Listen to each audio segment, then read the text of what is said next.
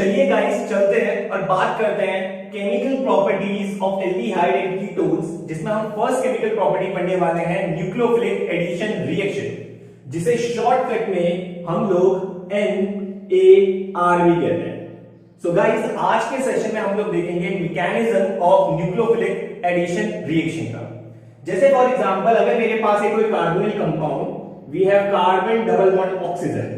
Carbonyl compound क्या होते हैं? एल्डिहाइड और कीटोन होते हैं, where carbon attach with A and B group. तो ये है मेरे पास कार्बोनिल कंपाउंड, और इस कार्बोनिल कंपाउंड में अगर मैं कार्बन की हाइब्रिडाइजेशन निकालता हूं तो हमें पता है हाइब्रिडाइजेशन निकालने के लिए सिग्मा बॉन्ड रिस्पॉन्सिबल होते हैं। सो हमारे पास कितने सिग्मा है यहाँ पे? 1 सिग्मा, 2 सिग्मा एंड 3 सिग्मा, एक तो यहाँ पे पाई है। तो अगर मैं इस कार्बोनिल कंपाउंड में कार्बन की हाइब्रिडाइजेशन निकालता हूं तो मेरे पास 3 सिग्मा, और 3 सिग्मा में जो हाइब्रिडाइजेशन बनेगा इस कार्बन का वो बनेगा sp2। और जब भी हाइब्रिडाइजेशन sp2 बनता है तो स्ट्रक्चर का नाम होता है ट्राइगोनल प्लेनर, ट्राइगोनल प्लेनर। अब गाइस आप देख रहे हैं कि इस कार्बोनिल कंपाउंड में ऑक्सीजन जुड़ा है, और ऑक्सीजन की इलेक्ट्रोनेगेटिविटी क्या होती है? ज्यादा होती है। तो इलेक्ट्रोनेगेटिविटी ज्यादा होने की वजह से जब भी मैं पाई बॉन्ड की शिफ्टिंग करूंगा तो पाई बॉन्ड की shifting from less electronegative element to more electronegative element की तरफ को होगा। इट मींस यहां पे पाई बॉन्ड की शिफ्टिंग किसकी तरफ को होगी? ऑक्सीजन की तरफ को होगी। जैसे ही पाई बॉन्ड की शिफ्टिंग होगी गाइस, ऑक्सीजन पे आएगा स्लाइटली नेगेटिव चार्ज और कार्बन पे आएगा स्लाइटली पॉजिटिव चार्ज। तो अगर मैं यहां पे न्यूक्लियोफाइल को अटैक कराता हूं तो जैसे ही न्यूक्लियोफाइल अटैक करेगा वो कहां करेगा? खुद तो नेगेटिव है, वो अटैक करेगा इस पॉजिटिव वाले कार्बन पे।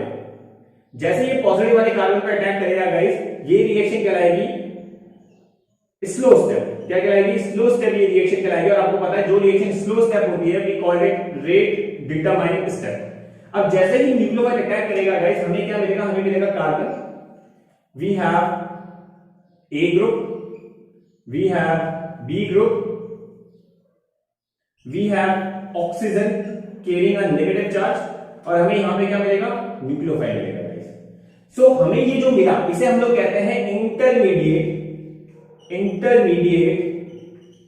एल्कोक्साइड। इंटरमीडिएट एल्कोक्साइड इसे कहा जाता है गाइस। और अगर इस इंटरमीडिएट एल्कोक्साइड में मैं कार्बन की हाइब्रिडाइजेशन निकालता हूं तो इस कार्बन की हाइब्रिडाइजेशन यहां पे कितनी होगी? We have 1 sigma, we have 2 sigma, we have 3 sigma and we have 4 sigma. तो इस कार्बन की हाइब्रिडाइजेशन यहां पे होगी sp3।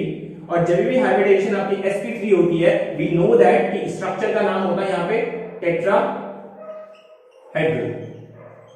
सो गाइस अभी तक हम लोगों ने देखा कि जब हमने कार्बोनिल कंपाउंड को पकड़ा having sp2 hybridized and having trigonal planar shape, तो जैसे ही हमने यहां पे पाई बॉन्ड की शिफ्टिंग करी from less electronegative element to more electronegative element, जो यहां पे ऑक्सीजन था, तो न्यूक्लियोफाइल ने कहां अटैक किया? कार्बन पे अटैक किया।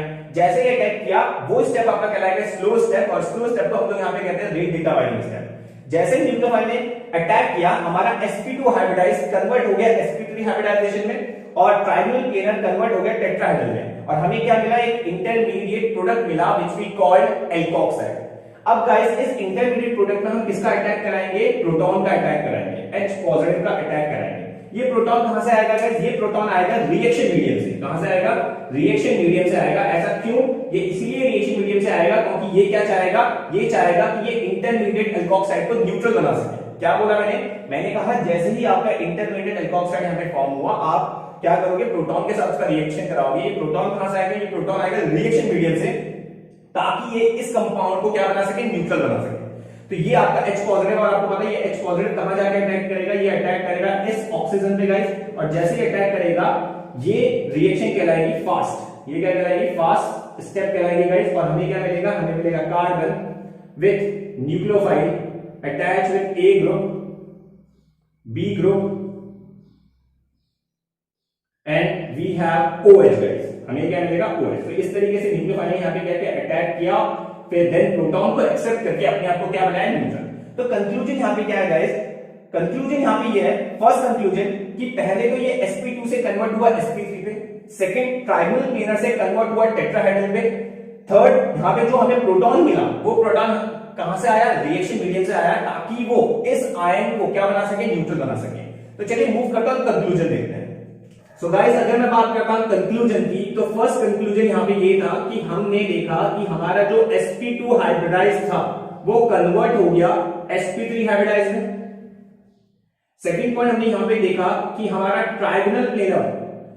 ट्राइगोनल प्लेनर स्ट्रक्चर से हम लोग कन्वर्ट हो गए टेट्राहेड्रल में। और थर्ड कंक्लूजन हमने यहां पे ये देखा गाइस कि हमने यहां पे जो प्रोटॉन को एक्सेप्ट किया, वो प्रोटॉन कहां से आया? वो प्रोटॉन आया रिएक्शन मीडियम से। और रिएक्शन मीडियम से क्यों आया? ताकि वो इंटरमीडिएट प्रोडक्ट को क्या बना सके? न्यूट्रल बना सके। सो गाइस ये था mechanism of nucleophilic addition reaction. I hope आपको समझ में आ गया होगा। अगर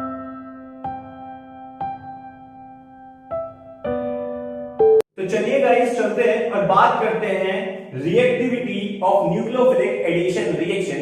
जैसे हम लोग ये देखेंगे कि why aldehyde are more reactive than ketone towards nucleophilic addition reaction. Aldehyde ज्यादा रिएक्टिव क्यों होता है कीटोन से टुवर्ड्स न्यूक्लियोफिलिक एडिशन रिएक्शन? इसको जानने के लिए गाइस हमें दो फैक्टर को समझना पड़ेगा, और वो दो फैक्टर हैं जिसमें हम फर्स्ट फैक्टर को कहते हैं स्टेरिक हिंड्रेंस, और दूसरा फैक्टर यहां पे है इलेक्ट्रॉन डोनेटिंग ग्रुप, जिसे हम इलेक्ट्रॉन रिलीजिंग ग्रुप भी कहते हैं। अब अगर हम लोग बात करते हैं स्टैटिक हिंड्रेंस की गाइस, तो आपका जो स्टैटिक हिंड्रेंस होता है उसे हम लोग कहते हैं क्राउडिंग, उसे हम लोग कहते हैं भीड़भाड़। तो जितनी ज्यादा भीड़भाड़ होगी उतना reactivity towards nucleophilic addition reaction क्या हो जाएगी? कम हो जाएगी। तो मैंने कहा जितना ज्यादा स्टैटिक हिंड्रेंस, जितना ज्यादा भीड़भाड़, जितना ज्यादा क्राउडिंग, उतना कम reactivity towards nucleophilic addition reaction. जैसे फॉर एग्जांपल अगर मेरे पास है ketonic group, we have CH3, we have C double bond O, we have CH3, इसे हम लोग कहते हैं acetone. And we have aldehyde group like we have CH3, we have C double bond O, we have H, we have aldehyde. So guys अगर हम acetone को देखते हैं जो एक कीटोनिक ग्रुप है, और यहां पे हमारे पास है एसिड एल्डिहाइड। सो अगर मैं एसीटोन को देखता हूं तो आप देखेंगे कि एसीटोन में यहां पे दो एल्काइल ग्रुप जुड़े हैं। यहां पे क्या है? दो एल्काइल ग्रुप जुड़े हैं, और यहां पे सिर्फ एक ही एल्काइल ग्रुप जुड़ा है। तो जितना ज्यादा एल्काइल ग्रुप जुड़ेंगे उतना ज्यादा स्टेरिक हिंड्रेंस होगा, जितना ज्यादा स्टेरिक हिंड्रेंस होगा उतना ज्यादा reactivity towards nucleophilic addition reaction क्या हो जाएगी गाइस? कम हो जाएगी, जिसके वजह से कीटोन की रिएक्टिविटी क्या होती है गाइस? कम होती है टुवर्ड्स न्यूक्लियोफिलिक एडिशन रिएक्शन। वहीं पे आप अगर एल्डिहाइड को देखते हैं तो एल्डिहाइड में एल्काइल ग्रुप कम है, इट मींस यहां पे भीड़भाड़ कम है, तो स्टेरिक हिंड्रेंस कम है। स्टेरिक हिंड्रेंस कम होने की वजह से जो रिएक्टिविटी होगी टुवर्ड्स न्यूक्लियोफिलिक एडिशन रिएक्शन, वो एल्डिहाइड की क्या होगी? ज्यादा होगी एज कंपेयर टू कीटोन। तो ये था फर्स्ट फैक्टर। चलिए मूव करते हैं सेकंड फैक्टर की तरफ, इलेक्ट्रॉन डोनेटिंग ग्रुप या फिर इलेक्ट्रॉन रिलीजिंग ग्रुप, जिनका प्लस आई इफेक्ट होता है, प्लस आई इंडक्टिव इफेक्ट होता है गाइस इनका।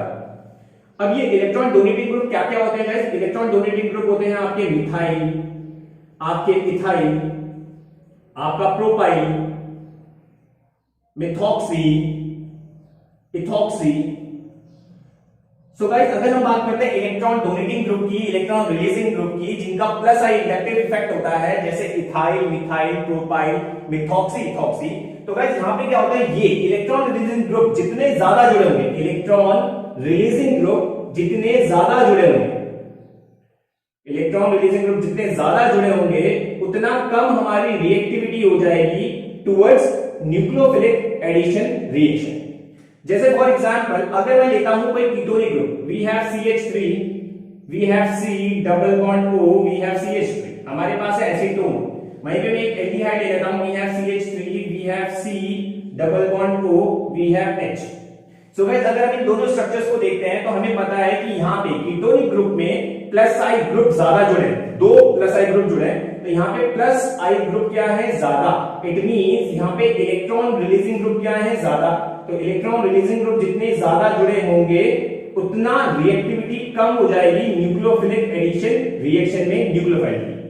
वहीं पे अगर हम एल्डिहाइड को देखते हैं तो एल्डिहाइड में आप देखेंगे कि प्लस आई ग्रुप कम है, प्लस आई ग्रुप कम होने का मतलब यहाँ पे ये है कि इलेक्ट्रॉन रिलीजिंग ग्रुप यहाँ पे क्या है, कम जुड़े हैं, और जितना कम इलेक्ट्रॉन रिलीजिंग ग्रुप जुड़े होंगे उतना ज्यादा रिएक्टिविटी होगी न्यूक्लियोफाइल की टुवर्ड्स न्यूक्लियोफिलिक एडिशन रिएक्शन। तो गाइस यहाँ पे भी क्या होगा, एल्डिहाइड की रिएक्टिविटी क्या होगी, ज्यादा होगी देन कीटोन से। तो हमने क्या देखा, हमने देखा कि अगर हम ये चेक करना चाहते हैं कि why aldehyde is more reactive than ketone towards nucleophilic addition reaction, तो यहाँ पे दो फैक्टर है जो काम करते हैं। फर्स्ट है स्टेरिक हिंड्रेंस, स्टेरिक हिंड्रेंस अगर ज्यादा तो reactivity of nucleophile towards nucleophilic addition reaction कम हो जाएगी। दूसरा है इलेक्ट्रॉन डोनेटिंग ग्रुप, जिसे हम इलेक्ट्रॉन रिलीजिंग ग्रुप भी कहते हैं, जिनका प्लस आई इंडक्टिव इफेक्ट होता है। तो जितना ज्यादा इलेक्ट्रॉन रिलीजिंग ग्रुप जुड़े होंगे उतना कम रिएक्टिविटी हो जाएगी न्यूक्लियोफाइल की टुवर्ड्स न्यूक्लियोफिलिक एडिशन रिएक्शन। जैसे हमने एल्डिहाइड में देखा, एल्डिहाइड में स्टेरिक हिंड्रेंस भी कम है और इलेक्ट्रॉन रिलीजिंग ग्रुप भी कम है, जिसके वजह से एल्डिहाइड की रिएक्टिविटी क्या हो जाती है, टुवर्ड्स न्यूक्लियोफिलिक एडिशन रिएक्शन ज्यादा हो जाती है एज कंपेयर टू कीटोन। आई होप आपको समझ में आ गया होगा। चलिए मूव करते हैं और एक और एग्जांपल से समझते हैं कि why aldehyde is more reactive than ketone. So guys यहाँ पे मेरे पास है दो एग्जांपल। अगर हम फर्स्ट एग्जांपल को देखते हैं तो फर्स्ट एग्जांपल को अगर आप देखेंगे तो ये रहा आपका कीटोनिक ग्रुप, ये रहा आपका एल्डिहाइड ग्रुप। अगर आप कीटोनिक ग्रुप को देखते हैं तो कीटोनिक ग्रुप में दो एल्काइल ग्रुप जुड़े हैं, मतलब यहाँ पे इलेक्ट्रॉन रिलीजिंग ग्रुप ज्यादा है। यहाँ पे क्या है, इलेक्ट्रॉन रिलीजिंग ग्रुप क्या है ज्यादा, जिसकी वजह से यहाँ पे स्टेरिक हिंड्रेंस भी क्या हो गया ज्यादा, और स्टेरिक हिंड्रेंस ज्यादा हो गया तो यहाँ पे reactivity of nucleophile towards nucleophilic addition reaction क्या हो गया, कम। वहीं पे अगर आप देखेंगे तो यहाँ पे एक ही एल्काइल ग्रुप जुड़ा है, इट मींस यहाँ पे इलेक्ट्रॉन रिलीजिंग ग्रुप क्या है, कम है, और इलेक्ट्रॉन रिलीजिंग ग्रुप अगर कम है तो स्टेरिक हिंड्रेंस कम है, स्टेरिक हिंड्रेंस कम है तो रिएक्टिविटी यहाँ पे न्यूक्लियोफाइल की टुवर्ड्स न्यूक्लियोफिलिक एडिशन रिएक्शन क्या हो जाएगी, ज्यादा। इट मींस एल्डिहाइड की रिएक्टिविटी यहाँ पे ज्यादा होगी देन कीटोन। अगर हम सेकंड एग्जांपल में चलते हैं गाइस, तो हमारे पास यहाँ पे दोनों कीटोनिक ग्रुप है। अगर हम इनकी रिएक्टिविटी चेक करना चाहते हैं तो कैसे करेंगे गाइस, जैसे अगर मैं इस वाले ग्रुप को देखता हूं तो आप देखेंगे कि यहाँ पे दो एल्काइल ग्रुप है, इट मींस यहाँ पे कितने एल्काइल ग्रुप है, दो, और यहाँ पे भी देखिए इस कार्बन के अराउंड में एक एल्काइल ग्रुप ये हो गया, एक एल्काइल ग्रुप ये हो गया। इट मींस यहाँ पे दो एल्काइल ग्रुप यहाँ पे भी है और दो एल्काइल ग्रुप यहाँ पे भी जुड़े हैं।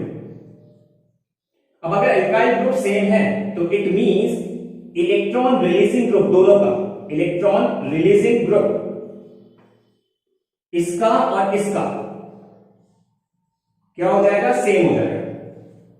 क्या बोल रहा हूं मैं, मैंने एक चीज बोला, मैंने कहा अगर आप इन दोनों को देखते हैं तो यहाँ पे भी दो एल्काइल ग्रुप है और यहाँ पे भी दो एल्काइल ग्रुप है। एल्काइल ग्रुप अगर सेम है इट मींस यहाँ पे इलेक्ट्रॉन रिलीजिंग ग्रुप, जिसे हम इलेक्ट्रॉन डोनेटिंग ग्रुप कहते हैं, वो दोनों में क्या है, सेम है। सो गाइस अगर आपके पास ऐसा कंडीशन आता है जिसमें इलेक्ट्रॉन रिलीजिंग ग्रुप और एल्काइल ग्रुप दोनों में सेम हो जाए तो यहाँ पे जो डिसाइडिंग फैक्टर होगा वो होगा स्टेरिक हिंड्रेंस।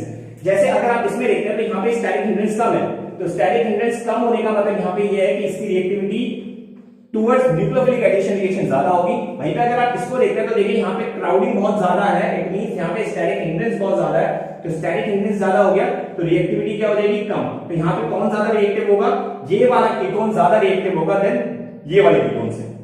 एक और बार रिव्यू कर लेते हैं। मैंने कहा अगर आपके पास कोई ऐसा केस आता है जिसमें एल्काइल ग्रुप दोनों में सेम है, एल्काइल ग्रुप का सेम होना मतलब इलेक्ट्रॉन डोनेटिंग ग्रुप दोनों साइड क्या है, सेम है। तो अगर हम डिसाइडिंग फैक्टर की बात करते हैं कि जो डिसाइड करेगा कि इन दोनों में से कौन ज्यादा रिएक्टिव है, तो वो करेगा स्टेरिक हिंड्रेंस। जैसे इस वाले में स्टेरिक हिंड्रेंस कम है तो रिएक्टिविटी ज्यादा, इस वाले में स्टेरिक हिंड्रेंस ज्यादा है तो रिएक्टिविटी क्या होगी, कम।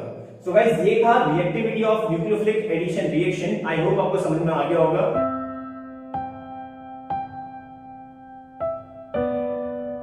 तो चलिए गाइस चलते हैं और बात करते हैं न्यूक्लियोफिलिक एडिशन रिएक्शन में कुछ इंपॉर्टेंट रिएक्शन की, जिसमें हम फर्स्ट रिएक्शन पढ़ने वाले हैं रिएक्शन विद हाइड्रोजन साइनाइड यानी HCN। सो गाइस अगर मैं बात करता हूं हाइड्रोजन साइनाइड की, तो हाइड्रोजन साइनाइड में जो न्यूक्लियोफाइल होगा, जो अटैकिंग रिएजेंट होगा, वो होगा Cn नेगेटिव आयन। ये एक्ट करेगा एज अ न्यूक्लियोफाइल, ये एक्ट करेगा एज एन अटैकिंग रिएजेंट, और किस पे अटैक करेगा, कार्बोनिल कंपाउंड पे। जैसे फॉर एग्जांपल अगर मेरे पास है कार्बोनिल कंपाउंड, कार्बोनिल कंपाउंड, और कार्बोनिल कंपाउंड क्या क्या होते हैं, एल्डिहाइड और कीटोन होते हैं। जैसे मैं इनको रिएक्ट कराऊंगा HCN के साथ, HCN के साथ इन the presence of base OH negative, तो गाइस ये जो मुझे मेन प्रोडक्ट बना के देंगे उस मेन प्रोडक्ट को हम लोग यहाँ पे कहते हैं साइनोहाइड्रेट। तो हमें यहाँ पे जो मेन प्रोडक्ट मिलेगा वो मिलेगा साइनोहाइड्रेट। जैसे फॉर एग्जांपल अगर मैं लेता हूं कोई aldehyde group, so we have CH3, we have C double bond oxygen and we have H। हमारे पास यहाँ पे एल्डिहाइड ग्रुप है which we call acid aldehyde, और इस एसिड एल्डिहाइड को अगर मैं रिएक्ट कराता हूं HCN के साथ, ये रहा H, ये रहा CN in the presence of base, तो रिएक्शन कैसे होगी गाइस, आपको पता है कि यहाँ पे ऑक्सीजन जो है वो मोर इलेक्ट्रोनेगेटिव एलिमेंट है, तो जैसे ही आप पाई बॉन्ड की शिफ्टिंग करेंगे तो पाई बॉन्ड की शिफ्टिंग होगी from less electronegative element to more electronegative element. जैसे यहाँ पे पाई बॉन्ड की शिफ्टिंग कहां हुई है, टुवर्ड्स मोर इलेक्ट्रोनेगेटिव एलिमेंट जो यहाँ पे ऑक्सीजन है। जैसे ही ऑक्सीजन पाई बॉन्ड को लेगा उस पे आएगा स्लाइटली नेगेटिव चार्ज, कार्बन पे आएगा slightly positive charge. It means यहाँ पे जो कार्बोनिल कंपाउंड्स होते हैं उनका नेचर कैसा होता है, पोलर नेचर के वो होते हैं। अब गाइस अगर हम HCN को देखते हैं तो Cn होगा यहाँ पे नेगेटिव, हाइड्रोजन का चार्ज होगा पॉजिटिव, तो हाइड्रोजन अटैक करेगा पॉजिटिव अटैक करेगा नेगेटिव पे और नेगेटिव अटैक करेगा पॉजिटिव पे, और हमें क्या मिलेगा, we have CH3, we have carbon, we have hydrogen, we have O और O के पास कौन आया H, and we have cyanide group which we call cyanohydrin. तो गाइस इस तरीके से यहाँ पे क्या होगा, साइनोहाइड्रिन की फॉर्मेशन हो जाएगी। जैसे एक और एग्जांपल देखते हैं कीटोनिक ग्रुप का, so we have CH3, we have C double bond oxygen and we have CH3। इसको हम लोग कहते हैं गाइस एसीटोन। तो जैसे इस कीटोनिक ग्रुप को मैं रिएक्ट कराऊंगा HCN के साथ इन द प्रेजेंस ऑफ बेस जो यहाँ पे है OH नेगेटिव, जैसे मैं बेस के साथ इसको रिएक्ट कराऊंगा गाइस, आपको पता है पाई बॉन्ड की शिफ्टिंग होगी from less electronegative element to more electronegative element. Oxygen के ऊपर आएगा स्लाइटली नेगेटिव चार्ज, कार्बन के ऊपर आएगा slightly positive charge. It means carbonyl compound जो होते हैं वो पोलर नेचर के होते हैं। हाइड्रोजन साइनाइड की बात करें तो साइनाइड यहाँ पे नेगेटिव होगा, हाइड्रोजन यहाँ पे पॉजिटिव होगा, और पॉजिटिव अटैक करेगा नेगेटिव पे और नेगेटिव अटैक करेगा पॉजिटिव पे। जैसे ही अटैक करेंगे हमें क्या मिलेगा, we have CH3 attach with carbon, we have CH3, we have O और O के पास कौन आया H, and we have cyanide group. तो यहाँ पे किसकी फॉर्मेशन हो जाएगी, साइनोहाइड्रिन की, साइनोहाइड्रिन की यहाँ पे क्या हो जाएगी गाइस, फॉर्मेशन हो जाएगी। सो आई होप आपको समझ में आ गया होगा कि किस तरीके से कार्बोनिल कंपाउंड जब HCN के साथ रिएक्ट करेंगे इन द प्रेजेंस ऑफ बेस तो साइनोहाइड्रिन की किस तरीके से प्रिपरेशन होगी। चलिए मूव करते हैं और कुछ इंपॉर्टेंट बात करते हैं। अब अगर गाइस मैं यहाँ पे बात करता हूं इंपॉर्टेंट चीज की, तो इंपॉर्टेंट चीज यहाँ पे ये है कि हमने क्या किया, हमने HCN लिया और HCN को किसकी प्रेजेंस में लिया, बेस की प्रेजेंस में लिया गाइस। अब गाइस होता क्या है कि हम इस रिएक्शन में कभी भी HCN प्योरेस्ट फॉर्म में नहीं ले सकते। HCN जो होता है इस रिएक्शन में प्योर फॉर्म में कभी यूज नहीं किया जा सकता, प्योर फॉर्म में यूज नहीं कर सकते, क्योंकि जो प्योर HCN होता है गाइस उसका कोवेलेंट नेचर होता है, और कोवेलेंट नेचर होने के वजह से वो एक वीक इलेक्ट्रोलाइट होता है, और वीक इलेक्ट्रोलाइट होने के वजह से आपको जो HCN में न्यूक्लियोफाइल मिलेगा, न्यूक्लियोफाइल कौन है, न्यूक्लियोफाइल यहाँ पे Cn नेगेटिव आयन, ये जो न्यूक्लियोफाइल है गाइस ये बहुत लेसर अमाउंट में मिलेगा, और लेसर अमाउंट में मिलने की वजह से आपका प्रोडक्ट जल्दी से बन नहीं पाएगा। तो मैंने फर्स्ट पॉइंट क्या बोला, मैंने कहा आप जो HCN यहाँ पे यूज करते हो ये कभी भी प्योर फॉर्म में आप नहीं ले सकते, वो इसलिए क्योंकि जो प्योरेस्ट फॉर्म होती है हाइड्रोजन साइनाइड की वो एक कोवेलेंट नेचर का होता है। कोवेलेंट नेचर का मतलब वो वीक इलेक्ट्रोलाइट होता है, और वीक इलेक्ट्रोलाइट होने की वजह से वो जो न्यूक्लियोफाइल बनाएगा मतलब Cn नेगेटिव आयन प्रोड्यूस करेगा वो बहुत लेसर अमाउंट में होगा, जिसके वजह से प्रोडक्ट की फॉर्मेशन नहीं हो पाएगी। इसलिए हम क्या करते हैं, हाइड्रोजन साइनाइड के साथ बेस ले लेते हैं गाइस। अब ये बेस क्या करता है, ये बेस HCN के साथ रिएक्ट करेगा और यहां से H पॉजिटिव को ले जाएगा OH के साथ in the form of water. जैसे ही वाटर बाहर जाएगा गाइस आपको यहां पे मिलेगा Cn नेगेटिव आयन जो एक्ट करेगा एज अ न्यूक्लियोफाइल, और ये लार्जर अमाउंट में प्रोड्यूस होगा, और ये जो न्यूक्लियोफाइल बनेगा ये बहुत फास्ट रेट से बनेगा। तो जैसे ही आप HCN को बेस के साथ रिएक्ट कराते हो ये रिएक्शन को बहुत तेज करके Cn नेगेटिव आयन प्रोड्यूस करता है, जो किसकी तरह बिहेव करेगा, न्यूक्लियोफाइल की तरह बिहेव करेगा, और जितने जल्दी ये प्रोड्यूस होगा उतने जल्दी ये अटैक करेगा, जितने जल्दी ये अटैक करेगा उतने जल्दी साइनोहाइड्रिन की क्या होगी, फॉर्मेशन होगी। इसलिए याद रखिएगा हम यहाँ पे HCN के साथ क्या लेते हैं, बेस लेते हैं, क्योंकि बेस क्या करेगा, रिएक्शन को फास्ट करके Cn नेगेटिव आयन ज्यादा अमाउंट में प्रोड्यूस करेगा, जितने जल्दी ये प्रोड्यूस होगा उतने जल्दी ये अटैक करेगा, जितने जल्दी अटैक करेगा उतने जल्दी साइनोहाइड्रिन की फॉर्मेशन होगी। इसलिए हम HCN को कभी प्योर फॉर्म में नहीं लेते, क्योंकि प्योर फॉर्म वाला लेसर अमाउंट में Cn नेगेटिव आयन प्रोड्यूस करता है। आई होप आपको समझ में आ गया होगा। चलिए मूव करते हैं और आगे की रिएक्शन देखते हैं। जैसे फॉर एग्जांपल अगर मैं पकड़ता हूं साइनोहाइड्रिन एल्डिहाइड वाला, तो क्या था एल्डिहाइड वाला, वी हैव CH3 हमने अभी पीछे बनाया, वी हैव CH, इसके पास था OH और यहाँ पे साइनाइड ग्रुप जुड़ा था जो ट्रिपल बॉन्ड के साथ जुड़ता है नाइट्रोजन के साथ। तो ये रहा हमारा साइनोहाइड्रिन। इस साइनोहाइड्रिन को गाइस अगर मैं इसका करता हूं हाइड्रोलिसिस, अगर मैं क्या करता हूं इसका hydrolysis in the presence of water, तो जैसे ही गाइस हम इसका हाइड्रोलिसिस करेंगे आपको पता है ये जो नाइट्रोजन है ये अमोनिया की फॉर्म में बाहर होगा, और ये नाइट्रोजन क्या करेगा, वाटर में से 3 हाइड्रोजन को बाहर निकालेगा in the form of NH3। जैसे ही NH3 बाहर होगा गाइस, आपको पता है यहाँ पे 2 ऑक्सीजन बचे हैं और 1 हाइड्रोजन बचा है जो कार्बन के साथ जुड़ के कार्बोक्सिलिक एसिड बनाएगा। तो यहाँ पे क्या बनेगा, we have CH3, we have CH, यहाँ पे आ जाएगा OH और यहाँ पे कार्बोक्सिलिक ग्रुप की क्या हो जाएगी, फॉर्मेशन हो जाएगी गाइस। अगर आप साइनोहाइड्रिन का क्या कराते हैं, हाइड्रोलिसिस। वहीं पे अगर आप साइनोहाइड्रिन का कराते हैं reduction in the presence of hydrogen, hydrogen की प्रेजेंस में, और यहाँ पे लिए हमने निकल और प्लेटिनम। तो जैसे आप यहाँ पे रिएक्शन कराएंगे आपको 2 मोल हाइड्रोजन देना पड़ेगा और ये 2 मोल क्या करेंगे, जैसे मैं दिखा देता हूं, एक हाइड्रोजन का मोल ये हो गया, एक हाइड्रोजन का मोल ये हो गया। आप बीच से इस बॉन्ड को तोड़ दीजिए। जैसे इस बॉन्ड को तोड़ेंगे गाइस, एक बॉन्ड 2 बॉन्ड को तोड़ेंगे तो यहाँ पे आपको क्या मिलेगा, we have CH3, we have CH, we have OH और यहाँ पे आपको मिलेगा CH2 और यहाँ पे आपको मिल जाएगा NH2। थर्ड स्टेप, अगर मैं इसका कराता हूं reduction in the presence of weak reducing agent, तो मैं क्या कर रहा हूं, इसका रिडक्शन करा रहा हूं in the presence of weak reducing agent. जैसे मैंने यहां पे लिया SnCl2 in the presence of HCl। तो जब भी हम रिडक्शन कराते हैं in the presence of weak reducing agent like SnCl2 plus HCl, इसे हम लोग कहते हैं Stephen's reduction reaction, Stephen's reduction reaction. तो जैसे हम स्टीफन रिडक्शन रिएक्शन कराएंगे गाइस, रिएक्शन किस तरीके से होगी यहां पे समझते हैं। So we have CH3, we have CH, हमारे पास था OH, we have C triple bond N। जैसे ही हम रिडक्शन कराएंगे तो सबसे पहले क्या होगा, हाइड्रोजन यहाँ पे आएगा और हाइड्रोजन क्या करेगा, एक बॉन्ड को ब्रेक कर देगा। जैसे ही बॉन्ड को ब्रेक करेगा गाइस, हमें क्या मिलेगा, we have CH3, we have CH, हमारे यहाँ पास यहाँ पे आ गया OH, we have CH double bond NH। तो यहाँ पे सबसे पहले इमीन्स की फॉर्मेशन होगी, इमीन्स की फॉर्मेशन होगी और इस इमीन्स का हम लोग क्या करते हैं, हाइड्रोलिसिस, H2O। किस तरीके से करेंगे, ये रहा ऑक्सीजन, ये रहा हाइड्रोजन, ये रहा हाइड्रोजन, तीसरे बॉन्ड को तोड़ दीजिए। जैसे तोड़ेंगे आपका यहाँ से NH3 बाहर हो जाएगा और जैसे ही NH3 बाहर होगा आपको यहाँ पे एल्डिहाइड की फॉर्मेशन मिलेगी। So we have CH3, we have CH, we have OH और यहाँ पे आ जाएगा आपका CHO। सो गाइस, हमने क्या देखा, हमने देखा कि अगर हम साइनोहाइड्रिन को पकड़ते हैं और साइनोहाइड्रिन का कराते हैं हाइड्रोलिसिस तो आपको मिलेगा कार्बोक्सिलिक एसिड। अगर उसका हम रिडक्शन कराते हैं in the presence of strong reducing agent like निकल और प्लैटिनम तो आपको यहाँ पे क्या मिलेगा, अमाइन ग्रुप मिलेगा। वहीं पे अगर हम इसका रिडक्शन कराते हैं in the presence of weak reducing agent like Stephen's reduction reaction कराते हैं तो यहाँ पे सबसे पहले वो इमीन्स की फॉर्मेशन करता है। जैसे ही हम उसका हाइड्रोलिसिस करेंगे वो हमें क्या देगा, एल्डिहाइड देगा। सो ये था न्यूक्लियोफिलिक एडिशन रिएक्शन का फर्स्ट रिएक्शन। आई होप आपको समझ में आ गया होगा। अगर समझ में आ गया तो please be connected with me ताकि आगे आने वाली सीरीज में आपको कोई भी प्रॉब्लम ना हो। तब तक के लिए थैंक यू सो मच।